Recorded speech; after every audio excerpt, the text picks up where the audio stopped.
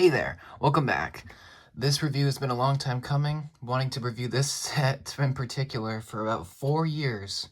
So this is not a new set, this is General Grievous' Starfighter, the third version that they've done. And this is the one from 2020, the very overpriced one, as I'm sure you're aware. It's 80 bucks, I don't know why they charge that. The set has a lot of big pieces, it has General Grievous, so technically that makes it more pricey, but not 80 bucks pricey. I did not pay that price. I got everything separately, and yeah, I'm a big fan of this set.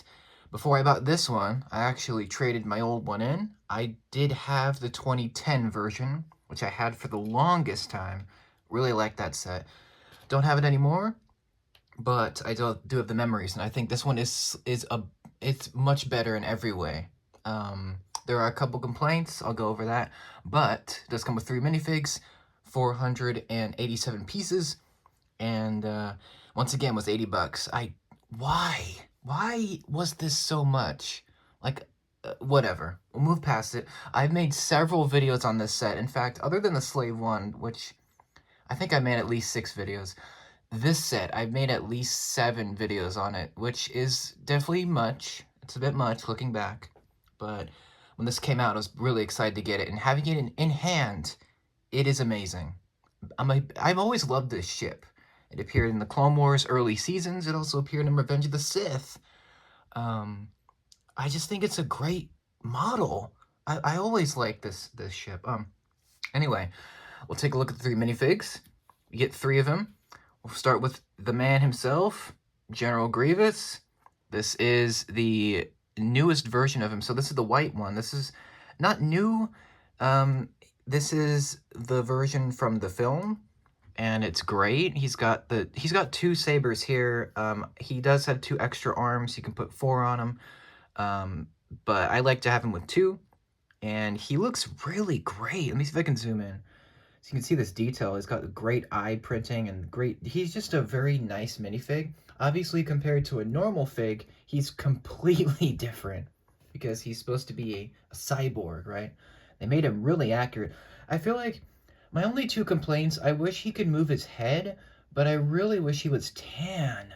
Because in the film, and especially in the Clone Wars, he's tan, not white. But they're going off the film. So in the movie, he's more of a cream tan. It's kind of hard to explain. I feel like they should have done like a mix of white and tan, like a peach color. That would have really made this figure amazing, to have them update the color. But he looks fantastic. He can move in tons of ways, and he's the star of the set, so he's probably the best figure. Although not my favorite, but it's General Grievous, so it's amazing. So yeah, the main villain, the main character, and he looks awesome. Great minifig. Next up is Obi-Wan. Now, people were complaining, oh, it's the Mustafar Obi-Wan. Yes, but he's battle damaged in this set, which makes it, I think, really cool. He's got a gun, he's got a saber, he's got an angry face because he's fighting Grievous again. And he's got his great robes, and he does have another face where he is worried, and the back printing is great. Pretty standard Obi-Wan. This is based on Episode 3, and he looks pretty awesome. I mean, Obi-Wan's always awesome, so, you know, you get used to it. But yeah, great minifig. And they're all great. And I think the greatest one is this guy, the Airborne Trooper. Now, I'm aware this is technically the old one from 2014. That being said, I wasn't going to shell out 60 bucks for the new one. I think this one's better. I like the orange arm. I think it's a better figure. But yeah, it's the same figure, just it's the same character, okay? Let's not get hung up on that. Great detailing, lots of battle damage, great helmet, great waist cape, and he does have a face, which is the cursed angry clone, which no one likes. And yeah, it's pretty dumb face at this point. No one likes this face, but we're just gonna cover that up because this figure is the star of the show, and yeah, I think it's awesome. And yeah, that's the 3 minifigs. This figure should have been Cody. I get it. But it's fine that he's not here. Okay, let's just move on. Let's move on. But those are the 3 minifigs, and they're all great. And yeah, let's just move them aside to take a look at the ship itself, which is fantastic. I love this ship. I have always loved this ship. Ever since I was a kid, I saw it in the Clone Wars. There's just something about it. Like, the look of it is so, like, smooth. This version especially is amazing because they've smoothed everything off. It feels a lot more sleek, and it looks so much more accurate to the film. I mean, and to the Clone Wars, obviously. It's in both. But it just looks so good. Like, the color scheme. That being said, building this was fun, but the colors are boring. It's just a dark gray ship with some dark orange and dark tan and gold. It, it's not the most exciting thing to look at. But, like, having it in hand, this is so much better than the 2010 version, which I love. I still love it. But I think it just looks so much nicer. They redesigned the engines, by the way, so they're wider, they're smoother, and they just look a lot nicer. They're built better.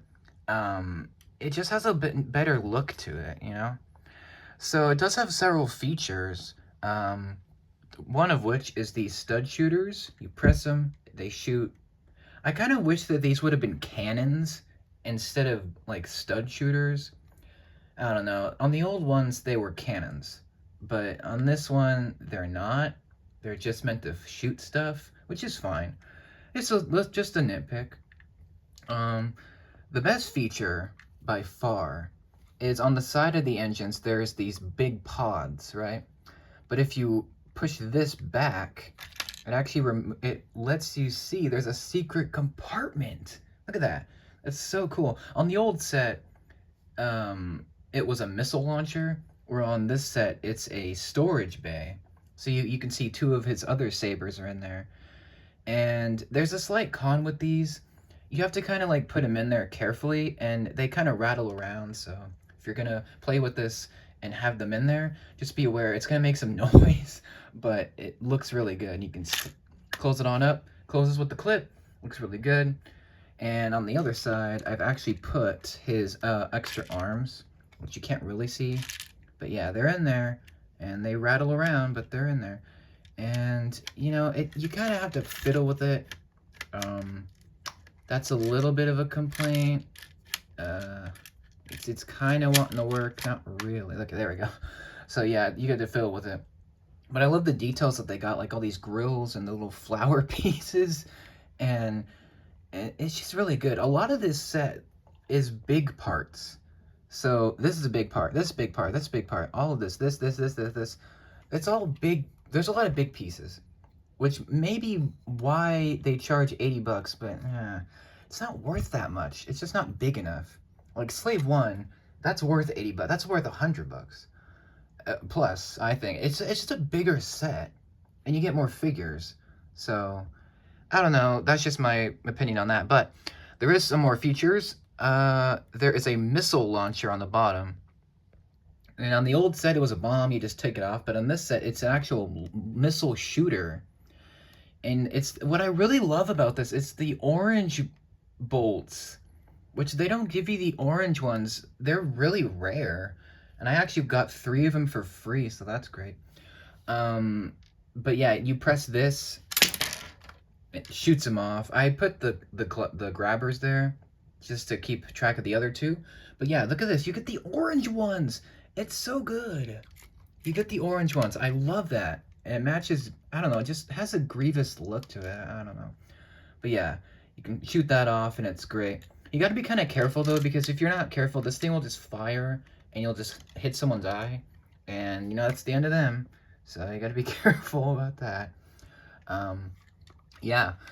Continuing with features. The cockpit, we'll get to that in a minute.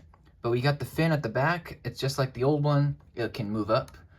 Another complaint. I wish there was, like, a stopping point. Like, there should be a stopping point here. Because it doesn't stop. It just keeps going. Like, it's a little bit frustrating. But even more frustrating, the fin can go up, but it goes up too far. I don't know. There should have been a stopper again, but it's Lego. You can modify it. So yeah, it's not that big of a problem, but it's just a little nitpick that I have. But one cool thing about this though, is just like in the film, you see they made an actual ship in the film, and it was on a landing pad, right? And it was going down like this, which you can do with this set, which is really cool. And the 2010 model, to be fair, but you can lean it down like that. It makes it look even cooler, just like it was in the movie. But yeah, that's the second to last feature. And the last feature is the best one, because to get Grievous inside, you can actually put him in there.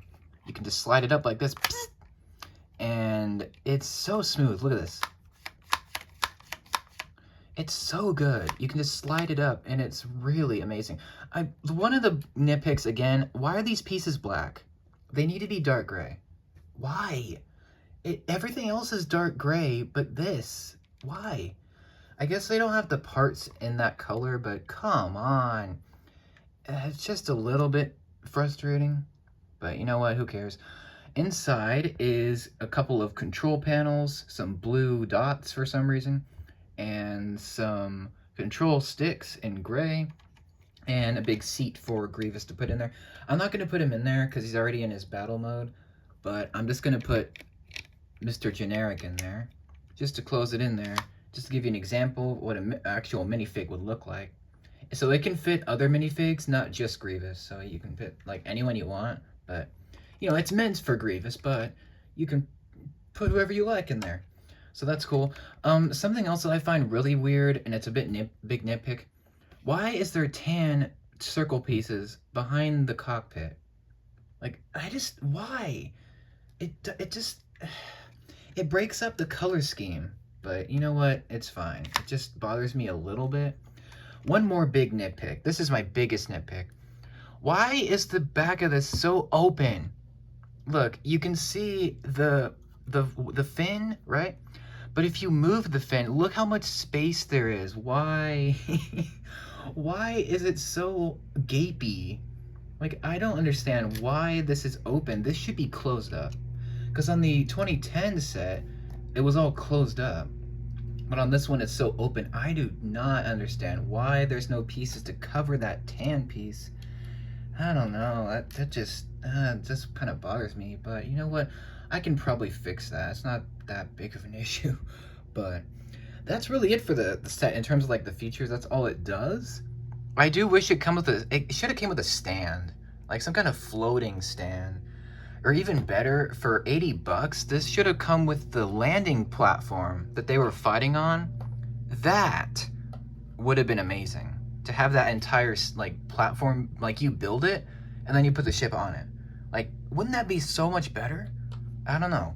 That's just my opinion on that. But other than the nitpicks, this thing is fire. I love this look. It just looks super cool.